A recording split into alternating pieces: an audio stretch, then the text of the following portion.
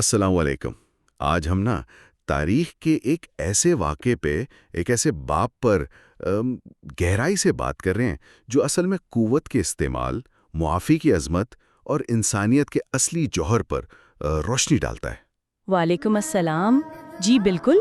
ہمارے پاس ایک تاریخی روایت ہے فتح مکہ کے دن کی، جو ایک بہت ہی خاص، بہت اہم واقعے کی تفصیل بتاتی ہے۔ یہ صرف ایک واقعہ نہیں تھا، بلکہ ایک ٹرننگ پوائنٹ تھا جس نے، آپ کہہ سکتے ہیں، مستقبل کی سمت طے کر دی۔ ہاں صحیح کہا آپ نے، ایک نیا راستہ کھل گیا تھا وہاں سے۔ تو آج ہم صرف یہ نہیں دیکھیں گے کہ بھئی ہوا کیا تھا، ایونٹس کیا تھے۔ اصل مقصد اس دن کی روح کو سمجھنا ہے کہ جب اختیار، پاور مکمل طور پہ ہاتھ میں تھی تو رویہ کیا تھا۔ جی، رویہ کیا تھا اور اس کا میسج کیا تھا۔ ہاں بالکل، اس واقعے کے اصل اہمیت کیا ہے اور آج کے دور میں ہم اس سے کیا رہنمائی لے سکتے ہیں۔ تو آئیے اس غیر معمولی دن کی تفصیلات میں اترتے ہیں، دیکھتے ہیں کہ کیا خاص بات تھی اس لمحے میں۔ ضرور۔ منظر کچھ یوں ہے کہ ہجرت کو اب تقریباً 8 سال ہو چکے ہیں، سن 8 ہجری ہے، اور نبی اکرم صلی اللہ علیہ وسلم اپنے 10,000 سے بھی زیادہ وفادار ساتھی ہیں ان کے ساتھ۔ جی، ایک بڑا لشکر تھا۔ ہاں، ایک بڑا لشکر ہے، مکہ مکرمہ میں داخل ہو رہے ہیں، اور یہ وہی مکہ ہے، وہی شہر، وہی گلیاں جہاں سے صرف 8 سال پہلے آپ اور آپ کے ساتھیوں کو کتنی اذیت دی گئی تھی۔ بہت زیادہ ظلم و ستم، سوشل بائیکاٹ، سب کچھ جھیلا تھا ان لوگوں نے۔ اور پھر مجبور کیا گیا کہ اپنا گھر بار چھوڑ دیں۔ تو اس واپسی کا تصور کریں، لیکن اس میں سب سے حیران کرنے والی بات یہ ہے کہ یہ فتحانہ داخلہ ہو رہا ہے، لیکن بغیر کسی بڑی لڑائی کے۔ جی، یہ بہت اہم نقطہ ہے۔ خون خرابہ نہیں ہوا، شہر نے ہتھیار ڈال دیے تھے۔ ہاں، اس دور کے حساب سے آپ عرب رواج کو دیکھیں یا دنیا بھر میں، فاتح افواج جب کسی شہر میں داخل ہوتی تھیں تو اکثر لوٹ مار، قتل و غارات، انتقامی کاروائیاں، یہ سب عام تھا۔ بالکل نام تھا یہ تو۔ جی، خاص طور پر اس شہر میں واپسی جہاں دشمنی کی اتنی لمبی، اتنی تلخ تاریخ تھی، وہاں اتنا پرامن داخلہ، یہ خود ایک بہت بڑا پیغام تھا۔ بالکل، یہ اشارہ تھا کہ یہ کوئی عام فوجی مہم نہیں ہے۔ ہاں، کہ مقصد کچھ اور ہے۔ اور شہر کے اندر کا ماحول کیسا ہوگا؟ قریش کے وہ جو سردار تھے، جی، بڑے بڑے نام، ہاں، جنہوں نے اسلام دشمنی میں کوئی کسر نہیں چھوڑی تھی، جنہوں نے ذاتی طور پر بھی تکلیف پہنچائی تھی، آج ان کے دل خوف اور ندامت سے دھک دھک کر رہے ہوں گے۔ یقیناً انہیں 100% یقین ہوگا کہ آج تو بدلہ لیا جائے گا، آج حساب کتاب برابر ہوگا۔ وہ سوچ رہے ہوں گے اب کیا بنے گا ہمارا۔ بالکل، ان کے ذہنوں میں وہ سب کچھ گھوم رہا ہوگا، بدر، احد، خندق، وہ ساری لڑائیاں، وہ ظلم جو مسلمانوں پر کیے گئے تھے، معاہدوں کی خلاف ورزیاں، سب یاد آ رہا ہوگا۔ اور انسانی فطرت بھی یہی کہتی ہے کہ وہ بدترین انجام کے لیے خود کو تیار کر رہے ہوں گے۔ ان کا خوف بے بنیاد نہیں تھا، اس وقت کے رواج کے مطابق تو ان کا انجام عبرتناک ہو سکتا تھا۔ تو اسی اتنی ٹینس، اتنی انسرٹن بھاری فضا میں جب ہر کوئی دیکھ رہا تھا کہ اب کیا ہوگا، اسلامی لشکر کا ایک دستہ تھا، انصار کے قبیلہ خزرج کے سردار تھے حضرت سعد بن عبادہ رضی اللہ تعالیٰ۔ جی، اپنی بہادری اور جوش کے لیے مشہور تھے۔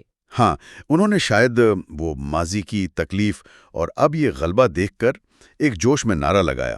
انہوں نے کہا، الیوم یوم الملحمہ، الیوم تستحل الحرمہ، یعنی آج تو غمسان کی لڑائی اور بدلے کا دن ہے۔ آج حرمتیں، یعنی مکہ کی حرمت، ہمارے لیے حلال ہو جائیں گی۔ یہ ایک ایسا نعرہ تھا جو ماحول بدل سکتا تھا۔ بالکل، جو اس پرامن فتح کو خون ریزی میں بدل سکتا تھا۔ یہاں یہ سمجھنا بھی ضروری ہے کہ حضرت سعد رضی اللہ کا جذبہ شاید ذاتی انتقام والا نہ ہو، بلکہ وہ اتنے سالوں کی مظلومیت کے بعد اب جو غلبہ ملا تھا اس کا اظہار ہو۔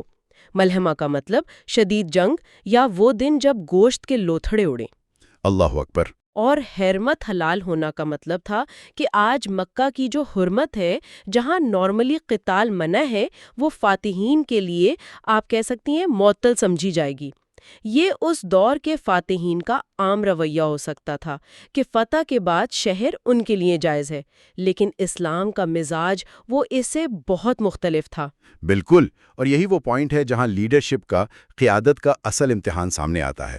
نبی اکرم صلی اللہ علیہ وآلہ وسلم تک جب یہ بات پہنچی، آپ نے فوراً ایکشن لیا، کوئی دیر نہیں کی، کوئی لمحے بھر کی تاخیر نہیں کی۔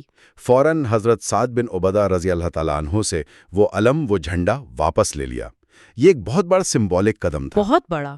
پھر آپ نے وہ علم کچھ روایت کے مطابق ان کے بیٹے قیس بن سعد رضی اللہ تعالیٰ عنہ اور کچھ کے مطابق حضرت علی رضی اللہ تعالیٰ عنہ کو دیا، اور یہ اعلان کروایا کہ یہ نعرہ غلط ہے، اصل نعرہ یہ ہے، الیوم یوم المرحمہ، آج تو رحمت اور شفقت کا دن ہے۔ سبحان اللہ۔ اس قدم کے کئی پہلو ہیں۔ ایک تو یہ کہ لیڈرشپ نے فوراً ایک ایسے بیان کا نوٹس لیا جو اوورآل پالیسی اور فتح کے مقصد کے خلاف تھا۔ دوسرا، جھنڈے کی تبدیلی۔ یہ ایک واضح پیغام تھا، صرف قریش مکہ کے لیے نہیں بلکہ خود اسلامی لشکر کے لیے بھی، کہ بھائی اس فتح کا مقصد انتقام یا طاقت کا وحشیانہ مظاہرہ نہیں ہے، مقصد امن، معافی اور رحمت کا قیام ہے۔ اور حضرت علی رضی اللہ تعالیٰ عنہ یا قیس بن سعد رضی اللہ تعالیٰ عنہ کو جھنڈا دینا بھی حکمت سے خالی نہیں تھا۔ اس سے حضرت سعد رضی اللہ تعالیٰ عنہ کی بھی دل شکنی نہیں ہوئی۔ جی، ان کی عزت بھی برقرار رہی اور پیغام بھی چلا گیا۔ بہت حکمت تھی اس میں۔ یہ واقعی قیادت کی بصیرت کا، دور اندیشی کا اعلیٰ نمونہ ہے۔ تو اس رحمت کے اعلان کے بعد نبی اکرم صلی اللہ علیہ وسلم آگے بڑھے اور کعبہ کے دروازے پر کھڑے ہوئے۔ جی، خانہ کعبہ کے پاس، اور آپ کے سامنے صحن حرم میں قریش کے وہ تمام سردار، اشراف یا عام لوگ سب جمع تھے، جو کل تک آپ کے بدترین دشمن تھے۔ ابو سفیان جیسے بڑے سردار بھی وہیں تھے۔ سب موجود تھے۔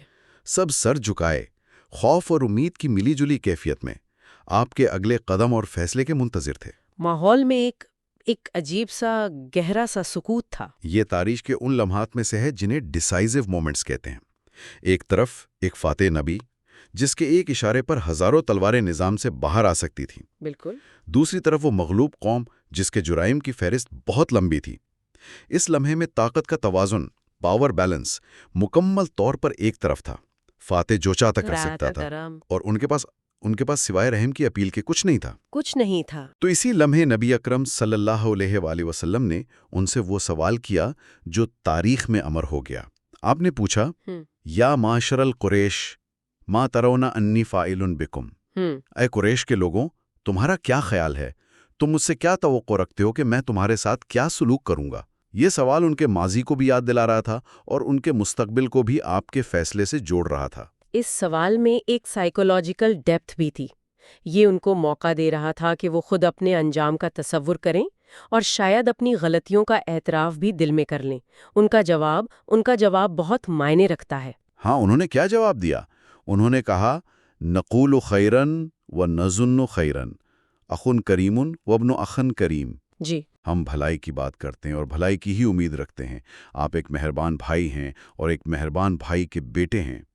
انہوں نے آپ صلی اللہ علیہ وسلم کے ذاتی کردار کا، آپ کی خاندانی شرافت کا، آپ کے اخلاق کا واسطہ دیا۔ یہ ایک طرح سے بیسٹ پاسبل اپیل تھی رحم کے لیے جو وہ کر سکتے تھے۔ انہوں نے آپ صلی اللہ علیہ وسلم کے کیریکٹر کو اپیل کیا۔ اور یہاں بات واقعی عروج پہ پہنچتی ہے۔ ان کے اس جواب کے بعد جو خوف اور امید کا ایک مکسچر تھا، نبی اکرم صلی اللہ علیہ وسلم نے وہ الفاظ ادا کیے جو آج 1400 سال بعد بھی انسانیت کے لیے مشعل راہ ہیں، عفو و درگزر کی سب سے روشن مثال سمجھے جاتے ہیں۔ جی، آپ نے فرمایا، فَإِنِّي أَقُولُ لَكُمْ كَمَا قَالَ يُوسُفُ لِإِخْوَاتِهِ لَا تَثْرِيبَ عَلَيْكُمُ الْيَوْمَ اذْهَبُوا فَأَنْتُمُ الطُّلَقَاءُ۔ اللہ اکبر، لا تثریب علیکم اليوم۔ میں تم سے وہی کہتا ہوں جو میرے بھائی یوسف علیہ السلام نے اپنے بھائیوں سے کہا تھا، آج تم پر کوئی ملامت نہیں، جاؤ، تم سب آزاد ہو۔ لا تثریب علیکم اليوم، یہ الفاظ یہ غیر معمولی ہیں۔ تثریب کا مطلب صرف سزا سے معافی نہیں ہے، اس میں ملامت، سرزنش، تانا زنی یا ماضی کے جرائم کی بنیاد پر کسی بھی قسم کا امتیازی سلوک، ان سب کی نفی شامل ہے۔ یعنی کمپلیٹ فارگیونیس، کمپلیٹ، انکنڈیشنل اور باعزت معافی۔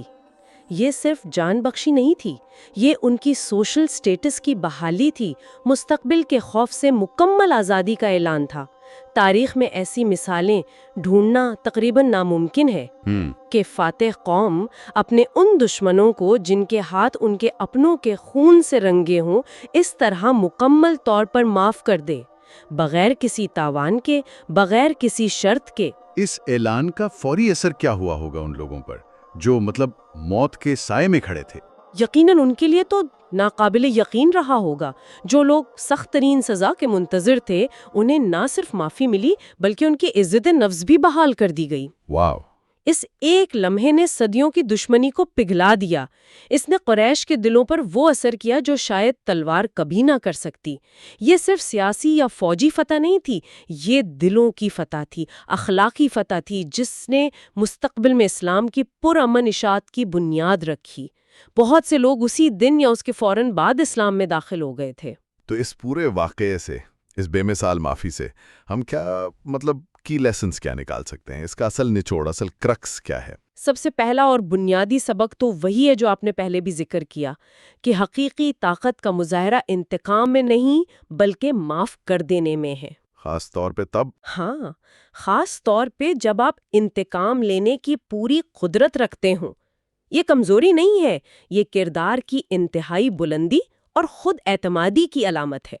اور یہ صرف حکمرانوں یا جنرلز کے لیے نہیں ہے، شاید یہ ہماری روزمرہ زندگی میں بھی اتنا ہی اہم ہے۔ بالکل، جب ہمیں کسی پر اختیار ملتا ہے، چاہے وہ دفتر میں ہو، گھر میں ہو یا کسی بھی سوشل ریلیشن شپ میں ہو۔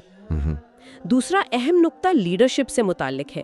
یہ واقعہ ظاہر کرتا ہے کہ ایک عظیم لیڈر جذبات اور وقتی اشتعال انگیزی کے بجائے اصولوں اور اعلیٰ مقاصد پر نظر رکھتا ہے۔ نبی اکرم صلی اللہ علیہ وآلہ وسلم نے حضرت سعد کے نعرے کو رد کر کے یہ واضح کیا کہ فتح کا مقصد کسی گروہ کی بالادستی قائم کرنا نہیں ہے، بلکہ ایک اعلیٰ اخلاقی نظام اور پرامن معاشرے کا قیام ہے۔ جیسا کہ ہمارے سورس میں بھی اشارہ ہے، یہ گویا پریکٹیکلی یہ پیغام دینا تھا کہ انتقام کے مقابلے میں معافی زیادہ پائیدار ہے اور سختی کے مقابلے میں نرمی زیادہ ایفیکٹو ہے۔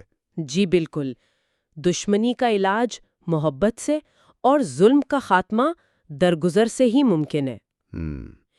ایک اور اینگل یہ بھی ہے کہ اس معافی نے مستقبل کے لیے ایک مثال قائم کر دی۔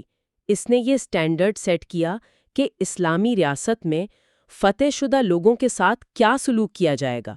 یہ صرف مکہ کے قریش تک محدود نہیں رہا، بلکہ بعد کی فتوحات میں بھی اس کی جھلک نظر آتی ہے۔ تو یہ ایک طرح سے اس وقت کے حساب سے ایک ہیومن رائٹس چارٹر تھا، آپ کہہ سکتی ہیں، جو طاقت کے عروج پر پیش کیا گیا۔ یہ بہت دلچسپ نقطہ ہے کہ یہ صرف ایک وقتی فیصلہ نہیں تھا، ایک پرنسپل، ایک اصول کی بنیاد رکھی گئی۔ یعنی یہ صرف پولیٹیکل ایکسپیرینسی، سیاسی مصلحت نہیں تھی، نہیں، بالکل نہیں، بلکہ ایک گہری اخلاقی اور روحانی بصیرت کا نتیجہ تھا۔ یقیناً اگر یہ صرف سیاسی مصلحت ہوتی تو شاید کچھ شرطیں رکھی جاتیں یا کچھ چنندہ لوگوں کو سزا دی جاتی، لیکن یہ عام معافی، یہ لا تثریبا علیکم اليوم کا اعلان اس بات کا ثبوت ہے کہ یہ فیصلہ الہی رہنمائی اور نبی اکرم صلی اللہ علیہ وآلہ وسلم کی ذاتی رحمت و شفقت پر مبنی تھا۔ اس نے ثابت کیا کہ اسلام تلوار کے زور پر نہیں پھیلا، بلکہ اپنے پیروکاروں کے اعلیٰ کردار اور اخلاقی برتری کی وجہ سے لوگوں کے دلوں میں اترا۔ تو آج ہم نے فتح مکہ کے دن نبی اکرم صلی اللہ علیہ وآلہ وسلم کے اس تاریخ ساز اقدام کا جائزہ لیا۔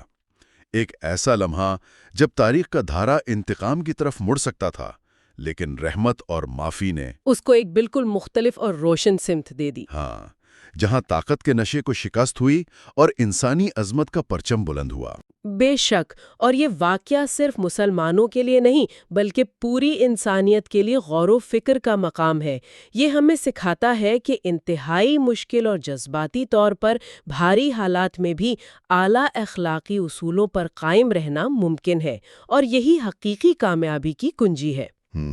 یہ امن سازی، کانفلکٹ ریزولوشن کے لیے ایک لازوال ماڈل پیش کرتا ہے۔ تو اس گہرائی سے کی گئی گفتگو کے اختتام پر ہم اپنے سننے والوں کے لیے ایک سوال چھوڑے جا رہے ہیں جس پر وہ غور کر سکتے ہیں۔ جی، آج کی دنیا جو اکثر پاور بیلنس، انتقام اور حساب برابر کرنے کے گرد گھومتی نظر آتی ہے، وہاں ہم اپنی ذاتی، سماجی اور پیشہ ورانہ زندگیوں میں طاقت اور اختیار کے لمحات میں اس نبوی اسوہ سے کیا سیکھ سکتے ہیں؟ بہت اہم سوال ہے۔ جب ہمیں کسی پر غلبہ حاصل ہو یا جب کوئی ہمارے سامنے کمزور یا معافی کا طلبگار ہو تو ہم لا تثریب علیکم اليوم کے جذبے کو کیسے زندہ کر سکتے ہیں، خاص طور پر ان لوگوں کے معاملے میں جنہوں نے ماضی میں ہمیں نقصان پہنچایا ہو؟